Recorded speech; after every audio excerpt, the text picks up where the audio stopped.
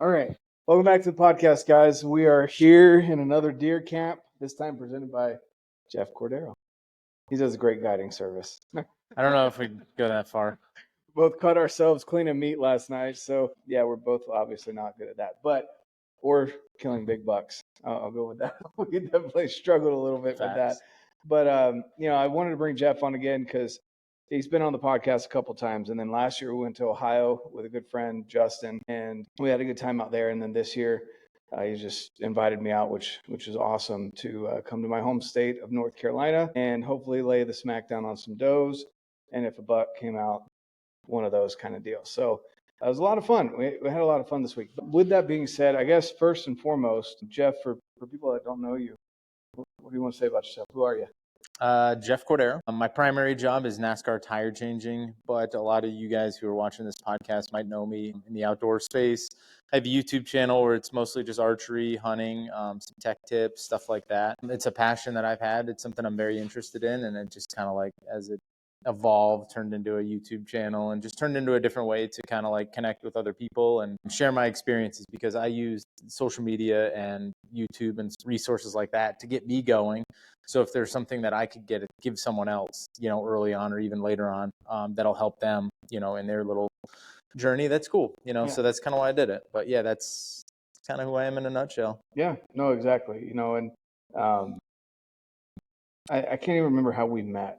I want to say it was Instagram probably, or something along those lines. It was either Instagram or your podcast. Yeah, something about archery. And then, since then, you guys know Jeff won the first November Knockdown Challenge or first Phorm Outdoors Games a couple years ago. And then now he has moved on to do amazing things as well with First Phorm and archery. He's gotten into target archery and just absolutely loves tinkering. And that's something that I think a lot of us like to do. So I guess first and foremost, where did your whitetail journey kind of start? Like, how did that start for you?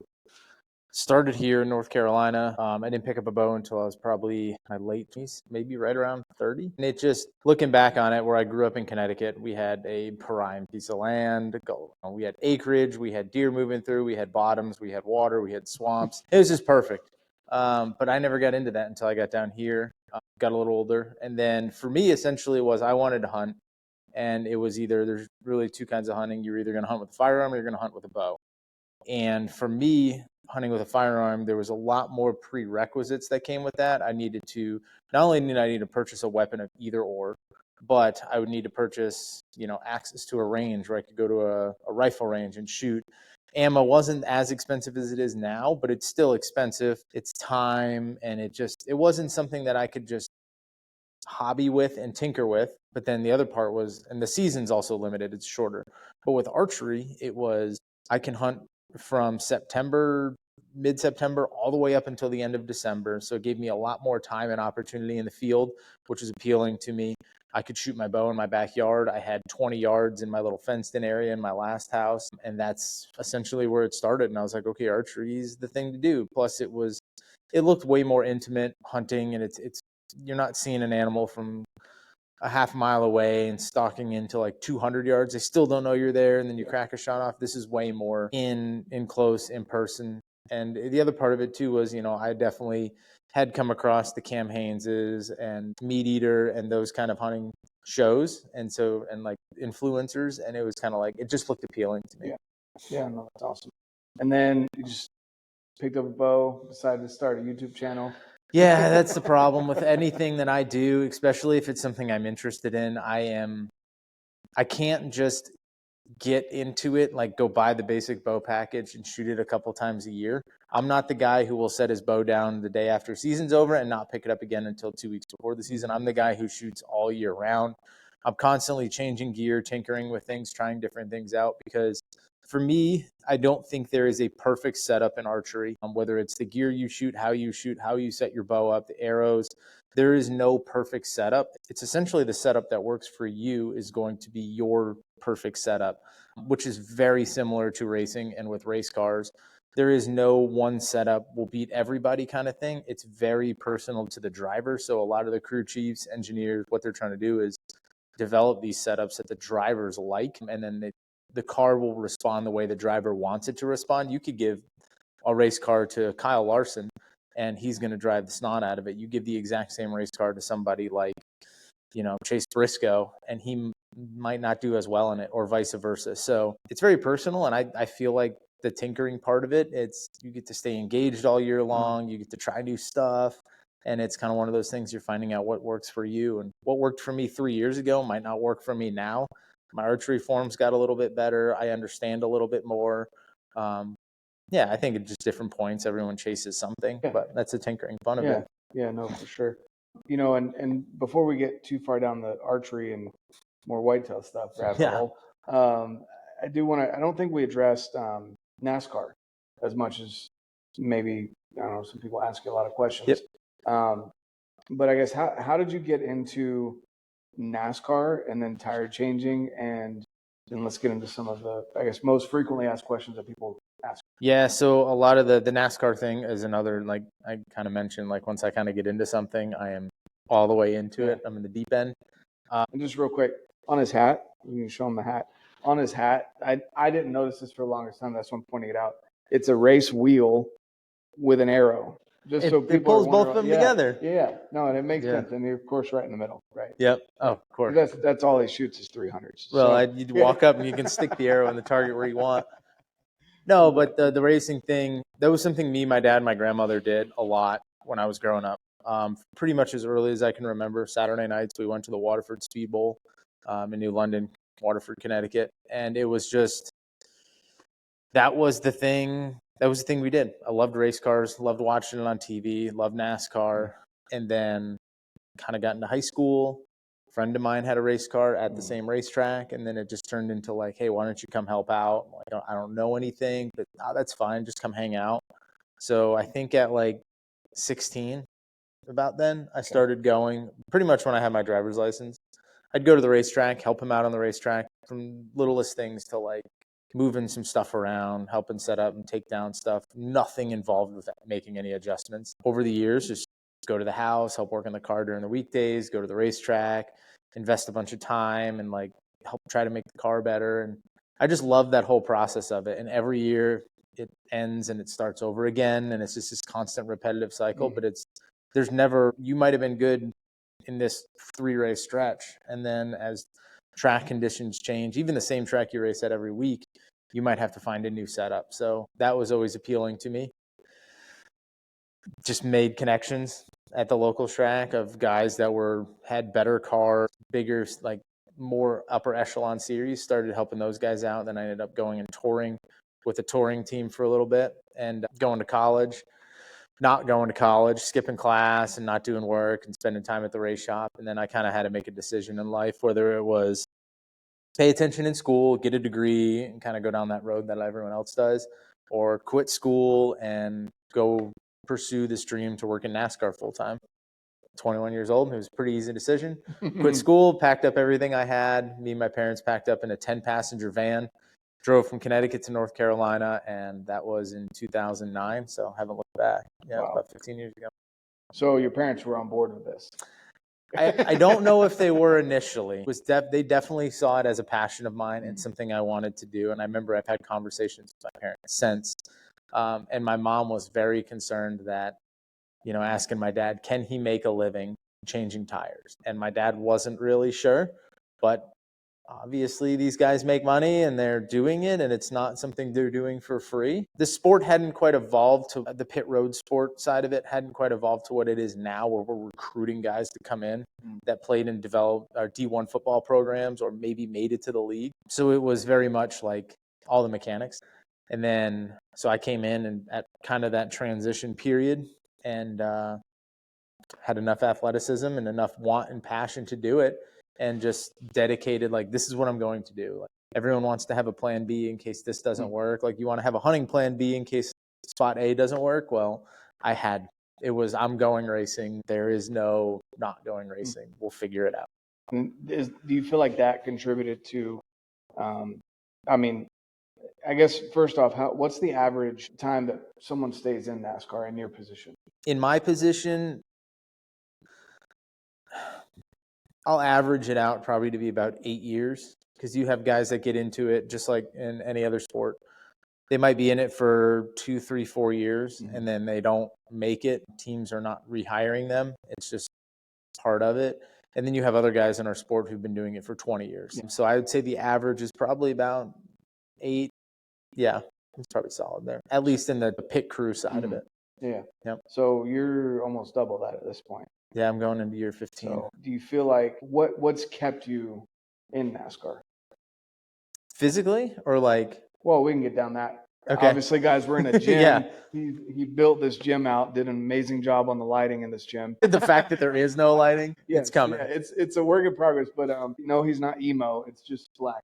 It's pretty cool. It looks good on Instagram. Looks good on Instagram. But no, I got multiple racks here. We've got Sorinex equipment and a bunch of other dumbbells and things going on. So just an awesome place. And I mean, he literally has to walk past a very nice pool and a little sauna right there, or not sauna, a hot tub. It just looks like, it looks like something out of Rome, honestly. And then he's got Traeger, and then he gets to his house. So he's doing pretty well. We collected some nice things over the years. He's put time and money into things that are important for him and his wife, along with the building that's up there for all of his archery tinkering, where you're going to see most of his videos as well, and a bunch of other stuff he's done to the property. And so that's pretty awesome. But as far as like time-wise, like not necessarily fitness-wise, why have you stayed in this and not moved on to something else? I love it. There's not something I want to do. I think you asked me this question earlier this week. Are you one of the guys that doesn't want to watch the sport you participate in? And I know plenty of guys that play football, hockey, baseball at very high levels that don't actually follow the sport they play. And because for them, it's a business thing. And there's plenty of guys in NASCAR like that who might not know rule changes happen or might not know. It's literally a transactional. They're good at this one job that they do. They come into work, they do the job, they excel at it. And then when they leave, they don't want to go to the racetrack. They don't want to know anything about racing. Right.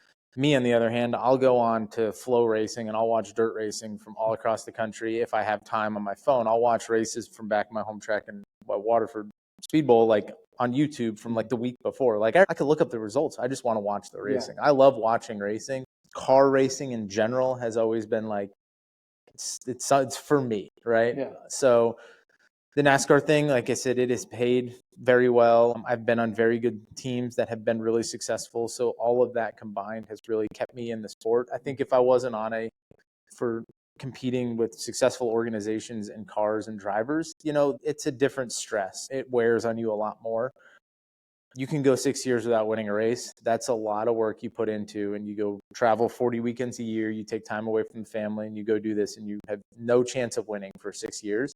And then you get on other teams where you might win 2 to 8 races a year, and that is that's amazing. It's a great feeling to know the work you're putting in and everyone on that team's putting in, and then you can excel at it. And that's kind of what's kept me in it. Again, if I wasn't on good teams, I'm not saying I would quit, but maybe I'd be looking to do something else. But because I've been good at my job and I've been able to leverage myself to be on good teams with my ability, then it's pretty easy to stay. And right now you're on the 24 car. Yep. I fit the 24 car for Hendrick Motorsports. The driver is William Byron. We have a bunch of different sponsors like Exalta Liberty and etc. But no, it's a great, we've won 10 races, I think, in the last 3 years. So you average that out, and it's pretty good. It's 3.5 races a year, which there's drivers who won't win 3 races in a career.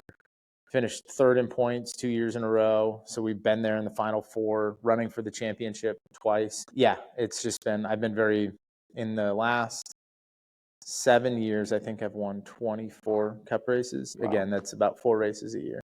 Oh, that's awesome. Yeah. That's really impressive. And I think I pointed this out for us, but I used to, when I would root for it, because around here in North Carolina, that's kind of a big thing. I never really watched racing. This region, the country, southeast. It's definitely a bigger deal. And so people would ask me, who are you for? Who do you like? And I'm like, at the time it was like Dale Earnhardt Jr.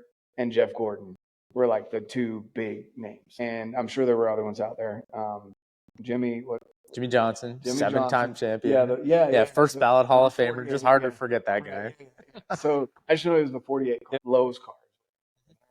Honk car being 24. And so I was like, just Jeff Gordon, sure. Also very good driver. Yes. Yeah. And then, Dale Earnhardt Jr. they were all, they're always talked about. Oh, yeah. And so It's cool to see that car is still doing so well. And you guys are obviously doing a really good job. When you watch the races, are you watching like the cars, or are you watching the pits, or are you watching all of it? Like what's most interesting? What keeps you intrigued rather than just another left turn?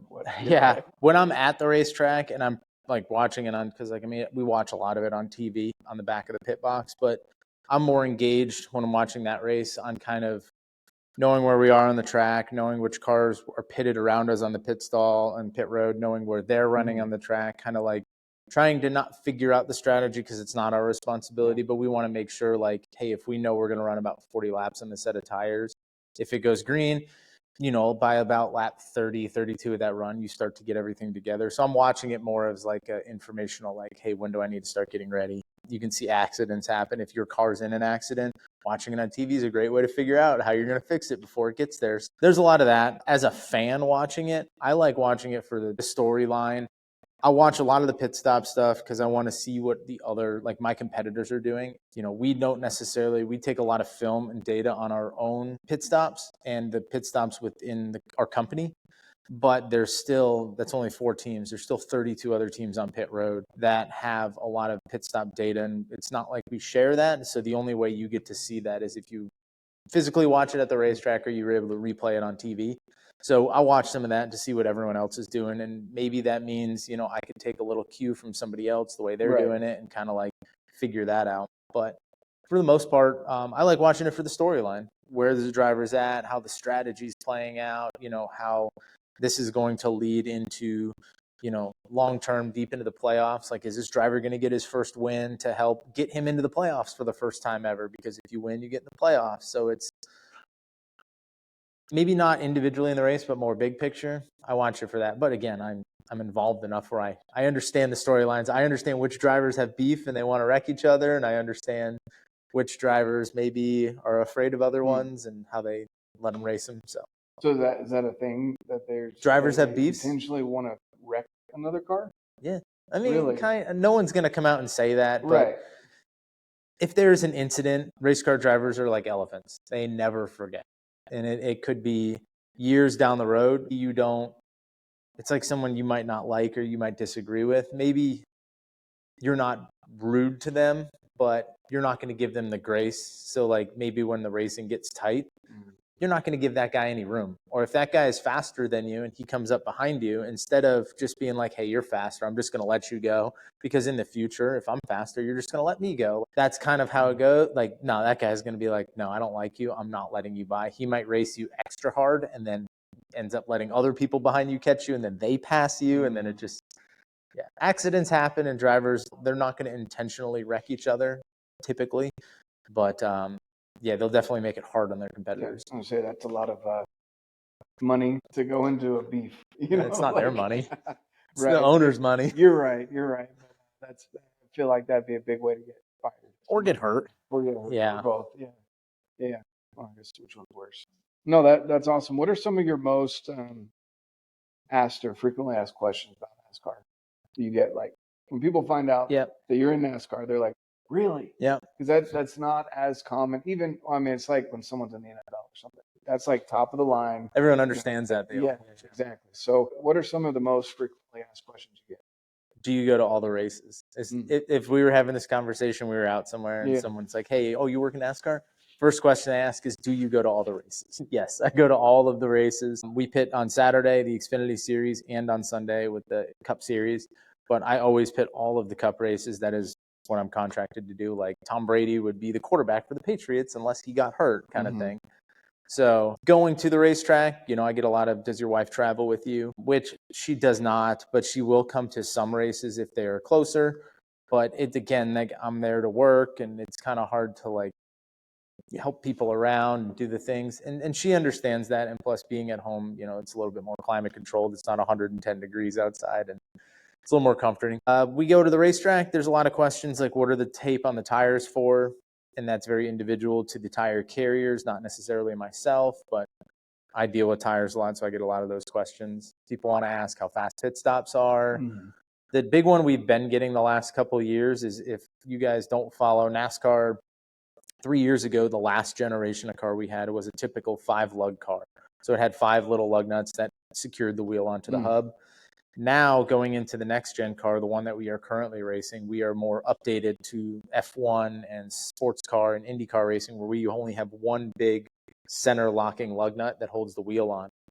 So pit stops have gone from the high 11-second, mid 11-second range to now we're doing mid 8-second pit stops. So we have gained a lot of speed by going to that one lug pit stop, and that has been good for the pit crews because it makes us more valuable. And everyone wants to go fast. So why would you want to do 11-second stops when you can do 8.5-second stops?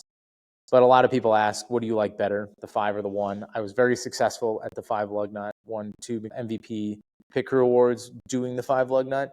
And I always lean towards the 1 lug nut for the reason I just mentioned. Everyone wants to go faster, and the faster we can be, the more valuable we become in terms of helping our driver in the race. So I want to come down pit road with all the other cars, and I want to be faster than the rest of them. And if it's 8.5-second pit stops, it's going to do it. That's what I want to do. Yeah. No, that's awesome. So 8.5 seconds. That's really quick. That's changing 4 tires and filling up a tank. Yeah, that's 4 tires from the time the car stops to the time the car's leaving. That's 4 tires, about 15.5, 16 gallons worth of gas, about 15, and then leaving. You can't go to the gas station, get your credit card out fast enough, and we're already gone. Yeah. Wow. Yeah. I'm thinking about how much time I waste at the pump. Waiting for that much gas to get in your truck. You can hire us. We're just going to be way more expensive than you doing it yourself. I call you and you pull up in the driveway, get it done, and then. Okay. Oh, that's the other one we get a lot is if I get a flat on the side of the road, can you come fix it? Usually my response is, I don't know if you can afford that tow bill.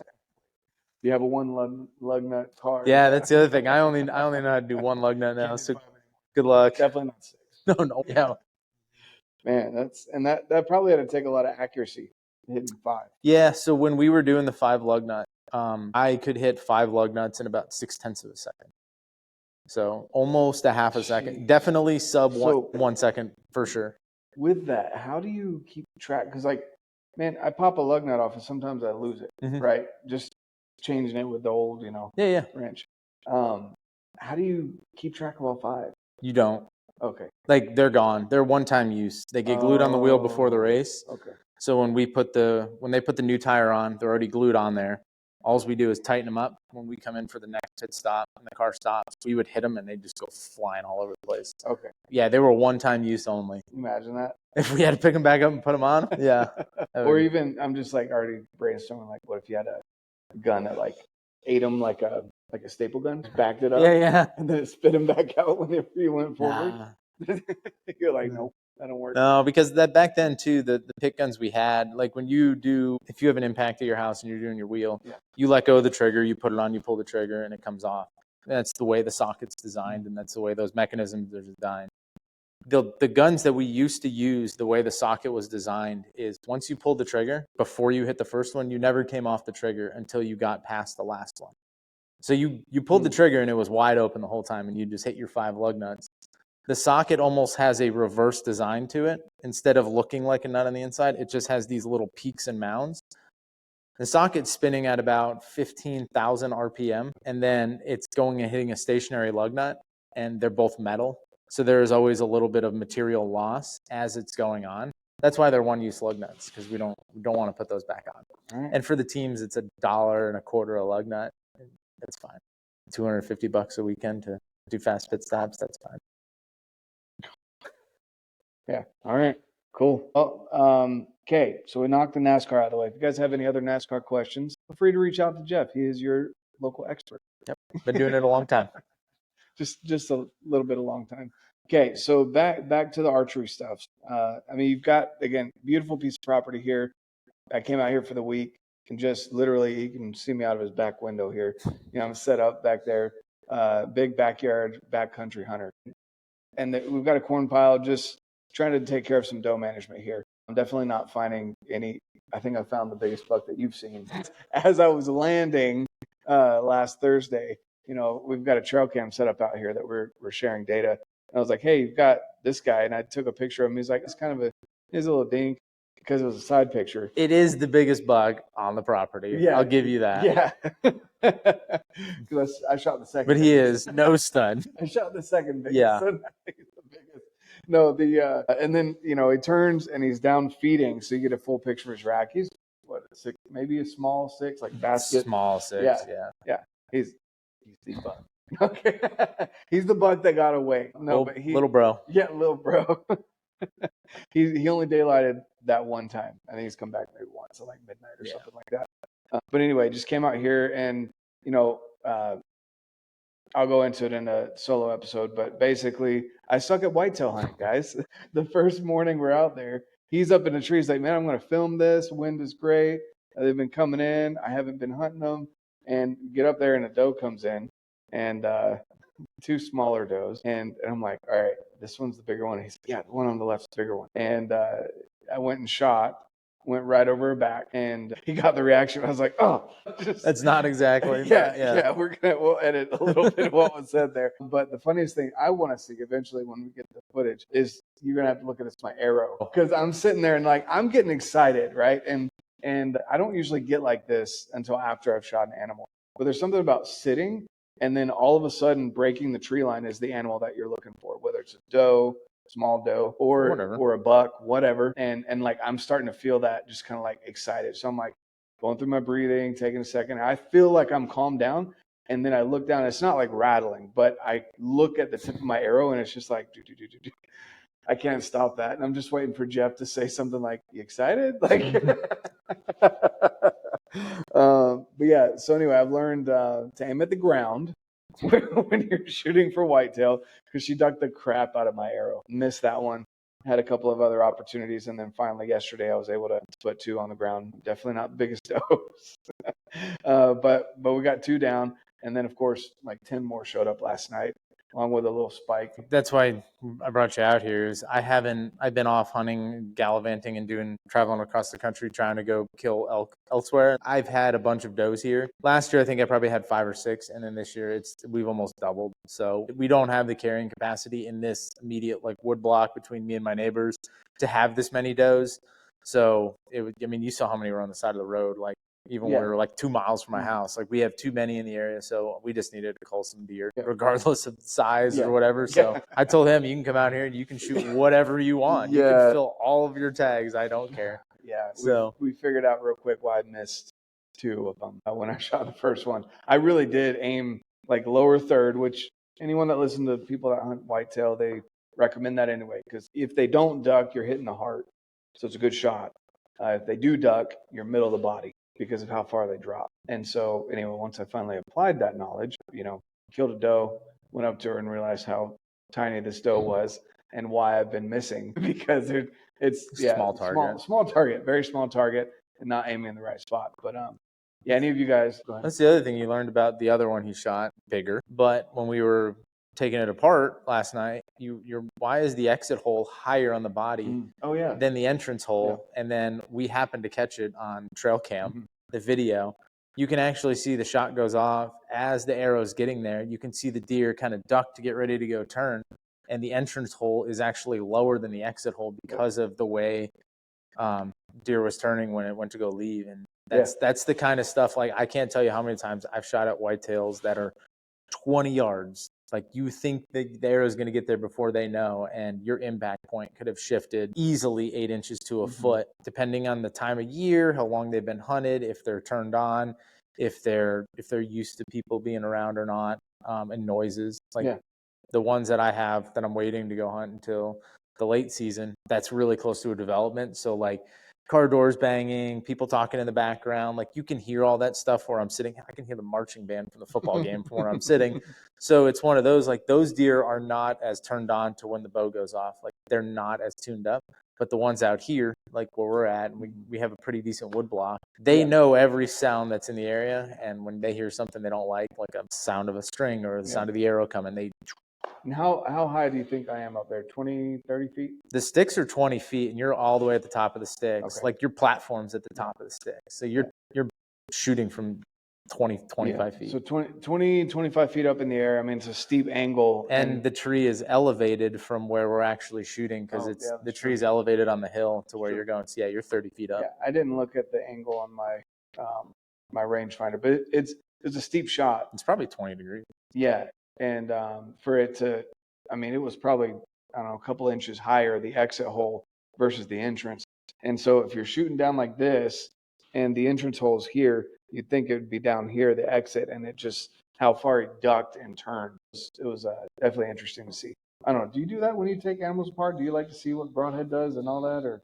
Not typically. Okay. Like if I come up to one, like if I have one that I have to track really, really far, or maybe I don't have a really good blood trail, I might look to see, you know, where I shot. Sometimes usually it's high lung, the cavity fills up with blood and you're just like, okay, but I can notice that as soon as I get to the animal before I start taking it apart. I'm not someone who does a whole necropsy and tries to figure things out. I just, if it works, if the animal's down, she's down quick, whatever, let's move on. Yeah. Punch a good hole. Right. So so I used Mega Meat on the one, which always devastating. That's just punches. Number one. That is my almost number one recommended broadhead. Exactly. Between the Dead Meat and the Mega Meat and the T2, I've had really good success with that.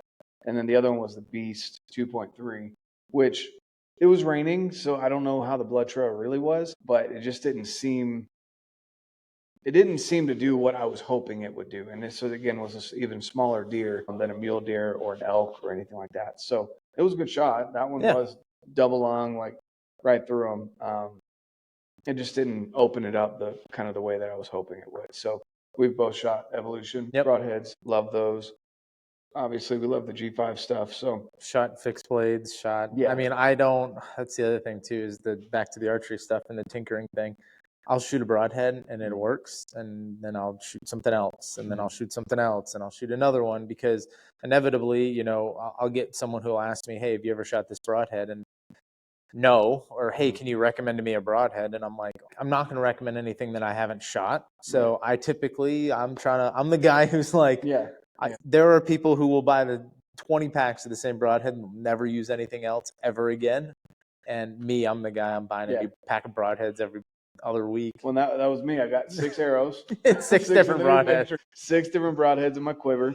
Unfortunately, the Sever's the one that met the tree. Yep. So you'll find that next year. They're not in my lawnmower tire. Yeah, exactly. The Sever hybrids, I still haven't been able to put that through an animal. But I like to see rib cage and then kind of what organ it goes through and what kind of hole it makes. Maybe that's just the way my brain works. But I'm always looking for the way, like the best one, right? Which one can I be most confident in? And with a target, I think that's your answer, not the best one. Right. Which one do you have the most confidence in? Because I will say, so again, going back to the Beast, it's still super sharp. It was fine. I mean, it went into the ground. Flies like a dart. Flies amazing. And this is a 2.3-inch cut broadhead. I just personally want a good blood trail and want a big hole, and I want the animal to die as quickly as possible, which both of them were done within 40 of the combined. Shot. Yeah, pretty much. They were nowhere. They toppled over pretty quick. So, but that's why I've got so many of them. I've had great success with Evolution. I can always recommend those. G5 makes a good one, and then Beast will kill. It just depends on the blood trail you're looking for. And then let's see. So we came out here just kind of to hang out and for whitetail. I've never. This isn't like full whitetail camp. Yeah. This is literally he's staying in my guest bedroom because he has tags, and it's like, yeah, come on out, we'll figure this out. Yeah. Go hunt in the morning, work out in the midday, go back and hunt in the evening. FaceTime my wife, she's like, why are you in the bunk bed? It's like, I want him top bunk, but there's no mattress up there. Pink sheets. Everything in my house is pink or some shade of pink. Pink and white. Yeah, I don't have access to decorate the inside of the house, but the outside, the lawn's taken care of. Yeah. So kind of joking about whitetail camp, but like we don't really have like a cabin. Whatever you think of whitetail camp, it's fine. I mean, we watched elk videos. We cleaned deer and cut ourselves up and messed around with archery equipment. Yeah, so just had fun. Whitetail camp. Yeah, he made breakfast for me like every day. It was freaking awesome. Because we have 150 eggs I need to get rid of. Yeah. Okay. So with whitetails, kind of what's your what strategies have you found that work, or you still feel like you're still learning whitetails? I'm still learning whitetails. Yeah. I think there's so many different levels to it. It goes as simple as in a state where it's legal to bait, you put corn out, they're gonna come to it. And it's just a matter of putting a camera, figuring out when they're daylighting, and then I've killed plenty of whitetail over corn, whether it be, some okay bucks, a lot of does. It just makes it, especially you see out here too, like the density of the woods. You're not going to be able to shoot 100 yards. Typically, a lot of your shooting lanes are 30 and in. And a lot of the times you will hear them come crunching through the leaves before you see them. So it just increases your odds of getting them in a position that you can shoot that you've already kind of pre-planned out. And I don't think there's anything wrong with baiting for deer where it's legal. Now, I've kind of gotten into I have a couple little tracks that I'll go hunt that we don't bait, that we're literally just catching deer in transition naturally. And that is definitely a little bit more harder. It takes a little bit more time and effort to pattern those deer. But that's typically where you're going to shoot your bigger bucks. That's typically where you're going to have a little bit more of it depends on the adventure you're looking for. If you're just like you coming out here for a week, we're just trying to punch as many tags as possible. Yeah. We're sitting over corn. You have no problem with it. No. We went to a buddy of mine's track and we hunted where there was no bait. And, we saw a couple deer. We didn't see the deer we saw when we were here. You did grunt a buck in. Yeah, brought the West out here. The only thing I didn't do this trip was stalk in on them.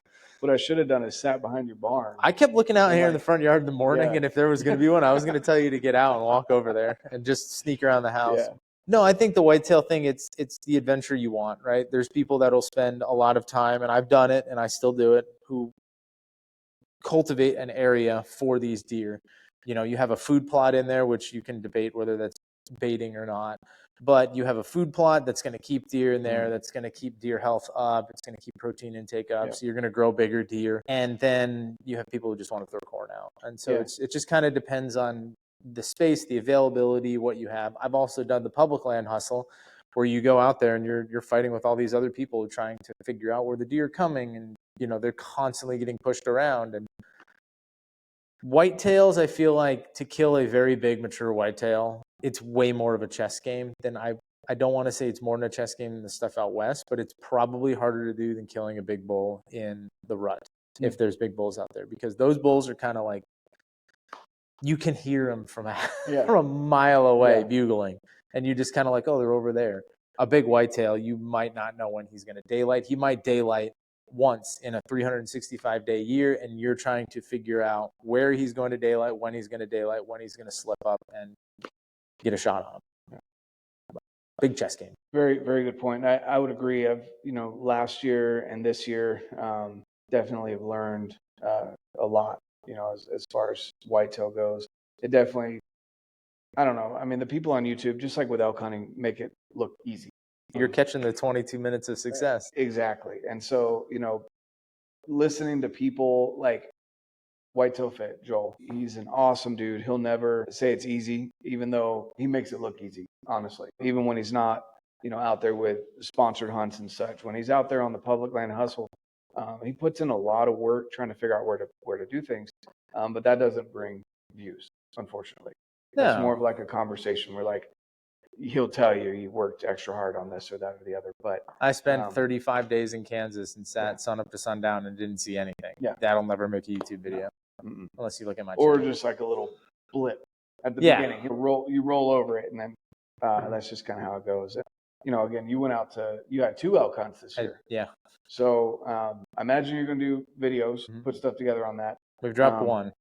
Yeah, and then the late season one hasn't come out yet. No. You want to talk about that at all? Yeah, I'll talk about it. Okay. So going out to the west from the East Coast, it's very difficult because you don't get to know. Like, I'm in Utah. I generally, even if it is somewhere that's a couple-hour drive from me, I know enough people that they can kind of scout-ish for me, that I don't need boots on the ground, even if we can't have trail cams up and stuff like that. You got buddies. Yeah, exactly. That'll help you out. Yeah, just like I got buddies here that have, hey, we got this whitetail property. We're looking to kill some does, or like, hey, there's a big buck in your neighbor's farm. Yep. Like, hey, be on the lookout for this guy. Like, yeah, that's having a good buddy system. Yeah, and so Jeff went guided, which we talked about this too. It's for my September hunt, I went guided. That's right. Yes. So for September, we went guided, which in my opinion is one of the, if you have the funds for it, one of the better options for someone who has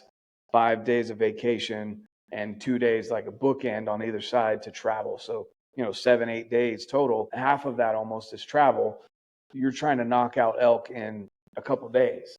Like having someone out there is basically a paid buddy that knows where the elk are. They know where the elk are. They know the terrain. They know where they're going to go.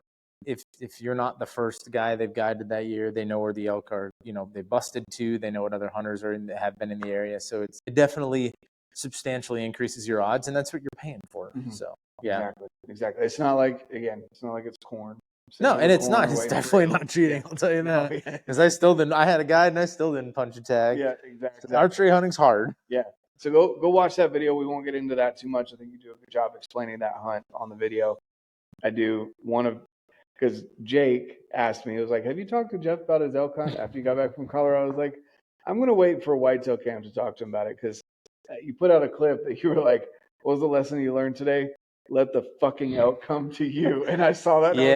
I'll wait to talk to Jeff a little bit, because I know that feeling, right? And then you went out to Arizona. Yep. Which anyone out west will know. I've never been, but all I hear about late season Arizona is it's difficult. Mm-hmm. You're going to spot bulls. You'll see them. Oh, I saw a ton of them. Just a matter of, those bulls are not stupid. They're big for a reason. Yeah. Right. They know where to go, where people, coyotes, wolves, bears aren't going to mess with them, and they can grow old and live a happy life until the next September when they get to breed again. So talk to us a little bit about that. How was that trip? So you went out for Nascar. Yep. So it was a really extended trip. If they don't know, I won the TAC truck for the novelty shoot at Total Archery Challenge. They give away a truck every year. I won that truck, and it's ready to off-road. It's lift kit, big tires. It's got the Lightner rack, Go Fast Camper 10 on the top. So it's made to go hunting. So I was like, well, I might be in North Carolina, but I'm driving it out there to go hunting, because it's what the truck's for. So we drove out there. We did the final race of the year, finished third in points. Did a couple days with my wife as like a vacation, and then sent her home. And then I did a couple weeks out there in Arizona, and a lot of people, everyone in the internet, everybody says that hunt is super hard. And I just kind of figured, I've done hard things. I can persevere. I can push myself through it. And I was wildly wrong. It is definitely a hard hunt. It is not a hard hunt in finding animals. I found plenty of bulls, plenty of cows, plenty of deer, plenty of all the things you want to see a mile away through the binoculars, through the spotting scope. But it's the closing that distance is the hardest part, because they're kind of like whitetails. They're going to put themselves in an area where they have this little home range, because it's not the rut anymore. It's where they live. And they're going to put themselves in a spot that's going to be very hard for predators to get into. It's very hard for other animals to get into there. They know that little core couple 100-yard radius, that's where they live. They know it better than anyone else. They know which way the thermals are going to blow. They know which ridges to sit on top of. They know which sticks are going to pop. So they're really hard to get into. And like I said, finding them was the easy part. I for sure thought finding them would be the hard part. But getting in on them, they're not transitioning a lot. They're not moving a lot. So it's not like you're trying to cut them off. So it's a very, very difficult hunt, which reminded me a lot of, trying to hunt whitetail. And it's steep, nasty terrain. It doesn't matter where you went in the unit we were in. Traveled all over the place. And pretty much, if it looks steep and nasty, we could stick binoculars in it and find a 325-inch or bigger bull pretty much at will. But there's a reason why they get to be, way over 300 inches, or not 300 pounds, 300 inches is because they do live in these nasty areas. It's hard to kill, hard to get into. So, so you basically just hiked your butt off, glass, burned your eyes out through the glass. Oh yeah. Came home. Empty-handed. Oh no, I came home. I found a shed. Okay. Yes, that's right. You got the consolation prize. Yeah, it was just. I think the days 1 through 4, I was really excited, and like you are when you get on a hunt for the first time. And I went on 2 stalks in the first 2 days and blew them up, but I'm like, I got plenty of time left. And then by day 5, I think I will never put in for this tag again. This is ridiculous. I don't know how anyone kills anything. And then by day 11 or 12, I was like, okay, I understand exactly what needs to happen now. I understand what these elk are doing, where they're at, how to kill them, and just wasn't able to get it done at the end. But it's amazing how you can go from very excited to completely demoralized. And then like not even a couple days later, hell, even hours later, you're like ready to go again.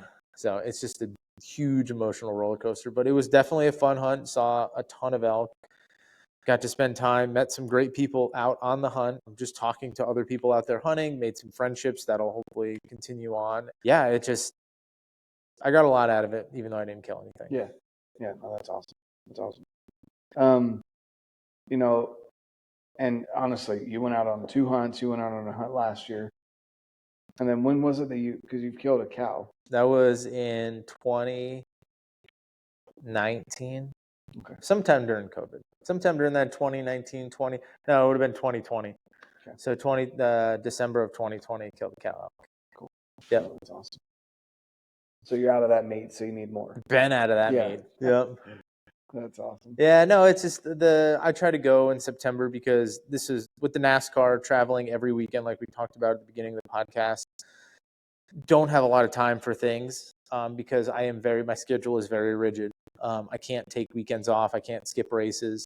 So there's a lot of things that I have missed out on a lot in the last 15 years of weddings, birthdays, births of I don't have any kids, but like sister's kids or my wife's sister's kids, like stuff like that, parties and stuff that all happen on the weekend. I miss all of that. And I kind of got into the bow hunting thing, started with the whitetail, and then just kind of like the elk look. It looks so much fun. The bugling, this looks awesome. Mm-hmm. And then you got YouTube channels that go out there and make it look epic. And you're just like, I got to do that. It was just one of those, well, I'm not going to be able to do that until I get out of racing because I don't have 10 days to spend out there and go out and hunt. So it just turned into like, maybe I won't do it. And then I kind of had the realization, I'm like, I don't want to be someone in life that never took the chance, that never took the opportunities that were right in front of me. Yes, it's going to be hard. Yes, my hunts are not going to be 10 days long. They are 4.5 days because I leave after a race, fly in, and then have to leave early to go to a race. They're hard in and hard out dates, but 4.5, 5 days is better than no days. So you know what? I'm going to do it. And the guiding thing has definitely, this is the first year I decided to go guided. I spent the first couple of years trying to do it by myself and figure it out just like everybody wants to do. And I wanted to be a part of the process from the e-scouting to the getting there, to the killing it, to the getting it out. I wanted to be able to do that all myself and be self-sufficient. But I just realized the part that I struggled with the most was finding the elk when I got there. And it wasn't that I couldn't find them. It just took me 2 or 3 days. And then I only get a day and a half to hunt those elk, and then they're gone or I'm gone. So the guiding thing for me with limited time is definitely worth it. But I didn't want to wait. I didn't want to wait until I was 45 to go elk hunting. I was like, let's go now. Yeah, that makes sense. What's I guess over the couple of years that you've gone out there, you'd recommend, for anyone going out there, you'd recommend a guide service. Mm-hmm. If you can afford it, if you have a whole month to kill, it's one of those things that if you want to do it and you got a month to kill and you got it, go for it. You can save yourself a couple $1,000s that way, but it just depends on the experience that you want. Okay, that makes sense. And then I guess if you had to choose an animal that you could hunt for the rest of your life, what would it be? Elk. Probably because I haven't killed one or a bull elk yet. Whitetails are fun. Like I said, it's a big chess game. I haven't really gotten the mule deer itch. I've seen some decent mule deer out there. I've had mule deer tags, but I've never been like, I want to go kill that 220-inch mule deer or hell, 50-inch mule deer. I think they're cool animals, but I haven't got that itch. There's a lot of other stuff like sheep, goat. That looks cool, but it's just like not there yet. Maybe one day. But antelope, pronghorn. Would love to. Just don't have the time. Again, if I can do a Western hunt a year, I get one Western hunt, and this year was an exception, but I kind of get a couple days, and I'm not going to spend 5 days to go on an antelope hunt when I could spend that going on an elk hunt. But, maybe post NASCAR, I go out there and spend a week antelope hunting. We have an antelope camp. Yeah, that would be fun. I've only had one down. It was with a rifle, not a bow. And I'm not opposed to shooting one with a rifle either. No, it's they're definitely really turned on. They're like a very fast whitetail. That's what everyone says. They're fine with you leaf blowing out here right next to them. The car's running past them, and then the moment the car stops, they're looking at you and they're gone. Yep. So yeah, I definitely get that. You know, with archery, do you have, I guess, any aspirations as far as target archery or anything like that? What have you got going on there? Yeah, I don't know. I don't think I want to make target archery my thing. I would like to go shoot some ASAs and do some stuff like that if I ever have time with the NASCAR schedule, but I don't think it's something that like I want to make a living shooting a bow necessarily. I think there's some other avenues in the archery industry that we'll explore, but I think right now making a living from shooting a bow, I make a living from changing tires, and I understand how stressful that is, and there's a lot that goes into it because your performance, how you perform physically, is almost a direct impact to how you get paid. And I don't want to have that stress again for another 15, 20 years on my family to be able to shoot well, to put food on the table. I think there's a lot of other things in the industry that I can do that will be very beneficial. I can help a lot of people, and maybe, I mean, just shooting target archery is maybe not the thing, but I think there's a lot of other stuff that I can do in the industry. I love archery and I want to be involved in archery, and whether it's, you know, helping people set up bows, whether it's, you know, going to tax and meeting people, whether it's helping buying a bow shop or anything like that, something like that, I think I could see myself doing down the road. Yeah. Oh, I mean, started talking like he's a bow shop owner or something like that, guys. So Not yet. Down below, should he buy a bow shop or build a bow shop or do a bow shop? Yeah. We definitely want, you know, the good people in the industry, because there's so many. Drop a comment down below. Yeah, drop a comment. And then if we get enough comments, we'll buy a bow shop. Okay, so just 2 comments. You just need 2 comments. I mean, it wouldn't be hard to persuade me. That's awesome. Yeah, he's got to have a retirement plan. I'd say that's kind of a hard-working retirement plan. But you guys have to come support me. Yeah. So if there are people, because you're in the Charlotte area here in North Carolina, which I've been out this way. I've never been to this particular part of the state, but North Carolina is a gorgeous state. It's beautiful. It really is. If you got rid of the humidity, it probably wouldn't be as beautiful, but that's probably the one thing that I wish, that and the wind, whatever just happened now. Another hurricane coming in or something. Yeah. I think I saw your tarp fly off. I might have to go chase that down the driveway. But no, North Carolina is just a beautiful state. I can see why at one point, for like multiple years running, it was the state for people to come to and retire. Between here and like Florida, it just, every time I come out here, it reminds me of that. Beautiful state, beautiful deer, you know, when we see them, not on camera.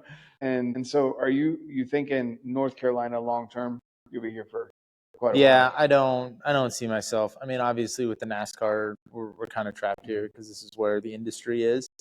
But if I don't really think I want to leave. We have family here now. Her sister lives here, and nieces and nephews, and it's pretty centrally located to our parents are a little north, but still we're not 20 hours away. We're within a half a day's drive, which isn't terrible. I would love to be out west and maybe we have some western tags. And if North Carolina ever opens up their resident elk season, that would be nice because then I won't have to leave. Season that happened. Yeah, but I think North Carolina is a great state. Love it here. Charlotte area is really nice. It's kind of blowing up. We got a lot of really good stuff, a lot of really good shooters in the North Carolina and the Charlotte area. We got a great bow shop in Charlotte, North Carolina, Barefoot Archery. Yeah, it's a great place. So, too humid, but if every place has got a place, something that makes it not. Well, if it wasn't humid, it wouldn't be as green and gorgeous as it is, right? So it would look like Utah for sure. But right now, do you have people that come to you? And I know you've got people asking you, you know, about archery gear and such, but do you have people that come to you and actually get their bows worked on by you, or do you just refer them to a shop at this point? Right now, it's like some close friends. I'll tinker with their stuff. I just don't have a lot of it is I just don't have the time. I would love to do it. I just don't have the time or the resources right now. I would send people down to Barefoot Archery in Charlotte. They have a great shop. I know some of the guys that work there, and it's a good place. Other than that, like, I think if you have the resources and you want to learn how to do it at home, that's kind of what I did, and not because I didn't trust the shop to do it. It was just I want to be able to put a half a twist in my cable, see what it does. And then if it doesn't, I want to be able to take it out the same day. And I'm sure you can go to the shop and you can sit there and pester those guys to do it. But they're also trying to set up maybe 2 or 3 other clients' bows, and then you have your in there. So it's kind of one of those things for me. And plus, when I started to get into all of this and the tinkering was right in the middle of COVID, everyone was shut down. I had just happened to get a bow press right before it started, and it just made sense for me to tinker on it by myself. But like I said, I'll touch up a few people's friends' bows, but yeah, there's some, like I said, there we have some great shops and some great people. So I encourage people to go check out your local bow shop wherever you live. If you don't live in North Carolina, if you live in Utah, if you live in Tennessee, go check out your local place, because those guys are, hey, they're trying to make a living and they're trying to provide you with a resource. And sure, you can go buy XYZ product online, but as the bow shops go away, that's when the industry is going to go away. So if you love archery and you want to see the sport grow and you want to continue to shoot a bow, go support your local guys. No, I definitely agree. And gals. There's plenty of great gals out there. Yeah, there's definitely a lot of, and there's a lot of good YouTube advice as well. Obviously, go follow Jeff's channel. He does a great job providing that insight and information. But at the same time, without the local bow shop, it's going to be hard for a lot of people to get into and stay into archery. And so even people, like on the West Coast, we've got Wild Arrow, we've got, MFJJ, Podium Archer, Spokane Valley Archer. I'm trying to figure out what his bow shop is, he's got so many different titles and such. But, he sells online, but he's very clear, like, this industry won't be what it is without the local bow shop. So definitely make sure you go in there, support those guys. If they don't have what you need, they could probably order it for you. They're going to get you set up, and they're going to hit you at the price point that you can afford. Like, I have yet to go into a bow shop and talk to them. Even when I first got into archery, that's what I did. I went to the bow shop and I told them this was my budget, and it was like $650. That's what I had. And I ended up getting a Bowtech Assassin and like a half a dozen Victory arrows, like the cheapest ones they had, the Gamers, the 06 straightness. And it was just like, I shot that for a whole year, shot 3 whitetails with it, absolutely fell in love, and then I upgraded to something else. But I went in there with a price point and said, this is what I can afford. And a good bow shop and good bow techs, they're going to meet you at where you're at, because they want to see you get into a bow. They're not just about making a dollar. They want to see you get into the sport and carry this on. Yeah. No, that's awesome. I guess just a couple questions to wrap it up here. First, what do you shoot? What's your setup for hunting and target? And then, let's start with that. For my hunting setup right now, I'm shooting 2 bows. Been fortunate. I have the brand new Elite Exalt 35 that I took for elk this year, and it's a longer axle-to-axle platform, which is also, it's going to be a little bit better long range. Holds really well for me. I'm a longer draw length kind of guy, so I like a longer axle-to-axle. And then come whitetail season, I pull my bow out from last year, which is the Elite Ethos. It's a 33-inch axle-to-axle bow. I like it. It's a little more maneuverable in the tree stand. Guys will go as low as 30 inches, but I kind of like that. Anything lower than that 33, the string angle doesn't feel great. Bee stinger bars, front and back bars, a Shrewd V-bar mount, a QAD or Hamsky rest. I've gone back and forth between both of them. I love both products. And an UltraView slider. I think once that slider came out, it just has been, everyone wants to use Game Changer, but it was, all the other sites in the market kind of worked the same. And then when this one came out, there's nothing like it. It was compact, it was sleek, it worked really well. I thought it was a really cool design. And then you look at some of the other stuff that's come to market of recent, and it's kind of, everyone's playing a little copycat right now. So that's cool for UltraView. And then I'm shooting the UltraView arrows, but I've also shot on my elk hunt, I took the Ultra 4mm arrows, because they just weighed out and they shot really well out of that bow, the Exalt. And so you're more, I guess, 4.5 with the UltraView, 4mm. Is that kind of where you? I like to shoot a thinner arrow. The 4mm stuff, some of the components aren't great.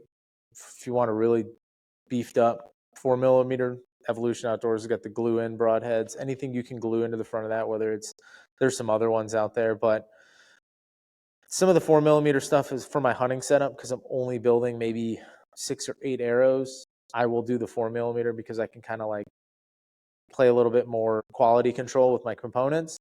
But then when it comes to like going to TAC and going to all these other events where I know I'm going to sacrifice some of these things, I'm going to buy a cheap 5mm arrow. Components are of plenty of availability. And when I launch it into a rock or send it into orbit, like, I'm not mad about it. Yeah. No, that makes sense. And then target-wise? Target-wise, right now I'm shooting the Elite Verdict. I shot that bow last year. Shooting the Ultra 27s out of it. Hamsky rest. I think I got Shrewd RevX bars on it, and a CBE Axis sight with an ultra view scope, 6x magnification, and I think in the back it's X Focus 365 lens. I'm shooting like a half on my clarifier, a 0.5. Yep. And a stand thumb button release. Yep. Yeah, as you pointed The something out Onyx today that I didn't even realize the clicker and the thumb are slightly different. I had the original, like the thumb came out, I bought it like launch day. I don't know if they've changed the case a little bit, but I liked yours, the clicker, a little bit better because I really like the way the Ultra View releases feel in my hand. They're very flat, and I like the way that feels because I can feel it in my knuckle crease really well. And the stand's just a little too rounded, and I feel like sometimes I get too much of a grip on it and sometimes not enough. So sometimes I'm always playing with my hand position, but when I grabbed yours, it felt like I could feel it in my finger beds, and I'm like, oh, I like that. Yeah. Oh, awesome. Clicker might be in my future. Yeah, no, for sure. Okay, is there anything I haven't really brought up? I don't think so, man. Yeah. I think appreciate you coming out, our friendship. We've done a lot of cool stuff like this, and we'll do it again. You know, thanks for taking a couple small does off the property. I'll get the big ones next week. It's okay. Man, but I could have had 5. Hey. Ended up walking away with 2. It's all right. 2 for 5. Not good odds. I got up. Not once did I get mad at you for shooting small deer. Oh, I know. I don't care. Shoot them all. I'll talk more crap on myself than anything. Those deer probably will not be posted because that was more of a management thing, not a. It was an opportunity thing. Those deer came out, they were getting shot. Yeah, exactly. There was no. Came out, Yep. If it didn't have spots, it was getting shot. Pretty much. That's pretty much where I was at this trip. I think we had one picture at 11 in it at one time crammed into one trail cam photo right there. So I'm just trying to knock down a number. So maybe there will be more next year, and I'll have even more opportunity. And you'll have a cup win. You win, and then we'll smash some does. Win the championship? Yeah. Yeah. Okay. I'm in. Win this championship. Sold. You're gonna kill an elk or whatever you choose to hunt next year. Might have some other things going on next year. Yep. And you're gonna win the championship, and then we'll come out and smash does and watch pretty films. There we go. There we go. We got it planned, guys. 2025 is gonna be awesome. Yours planned. Yeah. You're like, I'm done. I'm good to go. He's definitely more knowledgeable as far as the technical things and archery goes than I am. I just like to tinker and cool gear. He goes down the technical route and also puts out really good films or videos, films. I don't know if you call them films. Whatever. Content. I don't like that. You do more work than that. I put out films. I feel like content's just kind of like crank it out. Anyway, does really good video work, and definitely should go check his channel out. I'll leave that below. With that being said, guys, go support your local bow shops. If you're in the Charlotte area, go check out Barefoot Archery. And I think that's it. Yeah, if you want to find me, Instagram, it's at Jeff Cordero _. And then on YouTube, it's Jeff Cordero. It should be the first one to pop up. Look for the wheel with the arrow. Yep, the logo. Yeah, there you go. Perfect. Maybe drop a comment. We got some merch coming soon. Yeah. And thanks for having me out, man. Absolutely, dude. Thanks for coming out. Yeah, I'll smash those anytime. Hey, we'll do it again. All right, guys. Have a great one. And like I always say, get out, live your life, and love it.